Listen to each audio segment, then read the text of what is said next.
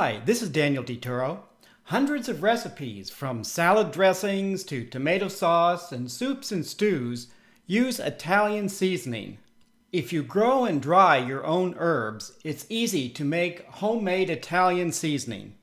To make about 1 ounce or 21 teaspoon servings of Italian seasoning, you'll need about 3 tablespoons of dried parsley, 3 tablespoons of dried oregano, or if you prefer a milder flavor, you can substitute marjoram, about 2 tablespoons of dry basil, adjusting the amount to taste, 2 teaspoons of garlic powder, 1 teaspoon of dried thyme, 1 teaspoon of dried rosemary, and about 1/4 teaspoon of ground black pepper.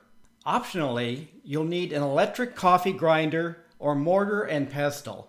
If you're using ground rosemary, you can place all the ingredients in a bowl and combine them using a spoon.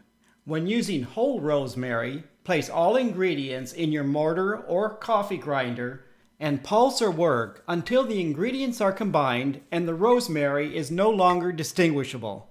You can grind your Italian seasoning to any desired consistency. Place in an airtight bottle or container and store in a cool, dry place. Unlike salt, Italian seasoning is virtually sodium-free and has only 3 calories per 1 teaspoon serving. Please leave a comment if you have any questions about this video. Thank you for watching, and healthy eating!